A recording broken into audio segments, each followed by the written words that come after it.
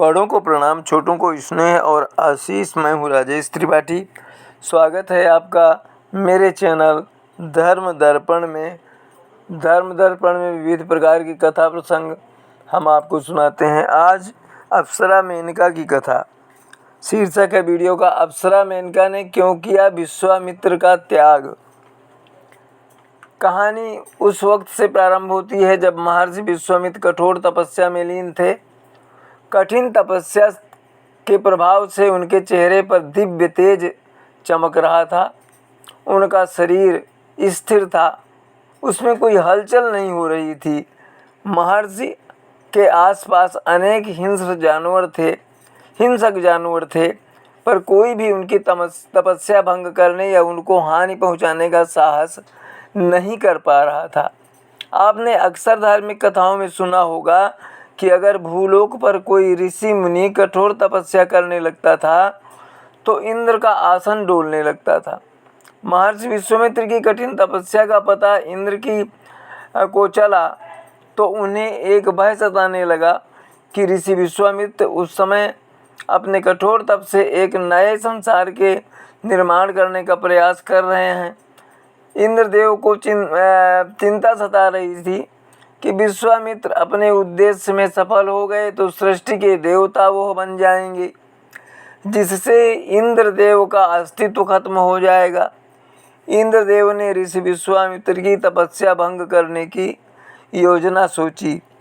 इस काम के लिए इंद्रदेव ने स्वर्ग की सबसे सुंदर अप्सरा मेनका को चुना। मेनका को आदेश दिया गया कि वह नारी शरीर धारण कर भूलोक पर जाए और अपने सौंदर्य से ऋषि विश्वामित्र की तपस्या को भंग करे।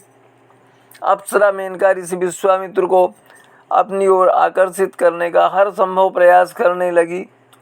वह हर समय प्रयास करती कि ऋषि विश्वामित्र की नज़र उन पर पड़ जाए। अप्सरा मेनका के निरंतर प्रयासों से ऋषि विश्वामित्र के स्वभाव में धीरे धीरे परिवर्तन होने लगा।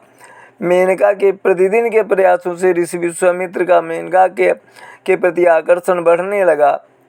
उनमें उसके प्रति प्रेम के भाव जगने लगे।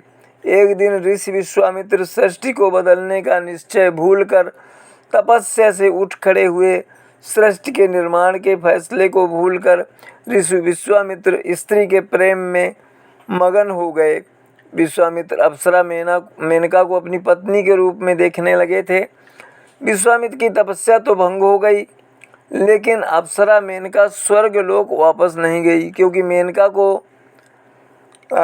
ने यह सोचा कि यदि वह अभी स्वर्ग लोक लौट गई तो हो सकता है विश्वामित्र फिर से तपस्या करने बैठ जाएं।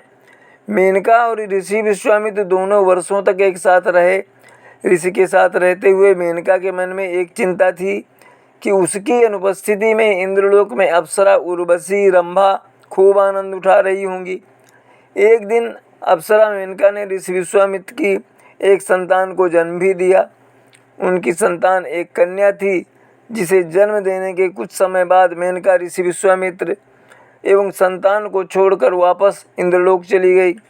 ऋषि विश्वामित्र रात के अंधेरे में कण्व ऋषि के आश्रम में अपनी पुत्री को छोड़ चले आए। आगे चलकर शकुंतला के नाम से विख्यात हुई वह कन्या। सम्राट दुष्यंत के साथ शकुंतला का प्रेम विवाह हुआ, जिनसे उन्हें एक पुत्र भरत की प्राप्ति हुई। ऐसी मान्यता है कि उनके पुत्र के नाम से ही भारत देश का नाम पड़ा था।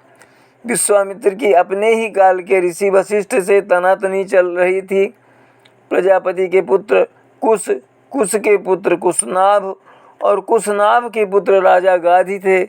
विश्वामित्र जी उन्हीं गाधी के पुत्र थे। ऋषि होने के पूर्व विश्वामित्र राजा थे और ऋषि वशिष्ठ से कामधेनु गाय को हड़पने के लिए उन्होंने युद्ध किया था, लेकिन वे हार गए थे। इस हार ने ही उन्हें घोर तपस्या के लिए प्रेरित किया। विश्वामित्र ने अपनी तपस्या के बल पर त्रिशंकु को सशरीर स्वर्ग भेज दिया था। माना जाता है कि हरिद्वार में आज जहाँ शांति कुंज है, उसी स्थान पर विश्वामित्र ने घोर तपस्या करके इंद्र से रुष्ट होकर एक अलग ही स्वर्गलोक की रचना कर दी थी। विश्वामित्र ने इस देश को ऋचा बनाने की विद्या दी और गायत्री मंत्र की रचना की थी। राम और लक्ष्मण ने गुरु महर्षि विश्वामित्र का आश्रम, राम और लक्ष्मण के गुरु महर्षि विश्वामित्र का आश्रम बिहार राज्य के बक्सर में स्थित था। मेनका के छोड़कर चले जाने के बाद शकुंतला का लालन पालन और शिक्षा दीक्षा ऋषि कंडु ने की थी, इसलिए वे उसके धर्म पिता थे। तो ये तो थी आज शकुंतला और विश्वामित्र और मेनका अप्सरा की कथा। इसी तरह के धार्मिक प्रसंग या राम कथा के प्रसंग को लेकर या जीवन मंत्र के प्रेरणाप्रद कोई प्रसंग लेकर हम अगले वीडियो में मिलेंगे। तब तक के लिए नमस्कार, प्रणाम। आप सपरिवार स्वस्थ, सानंद और सुरक्षित रहें, यही हमारी कामना और प्रभु से प्रार्थना है। हमारे चैनल धर्म दर्पण का इसी तरह समर्थन करते रहें।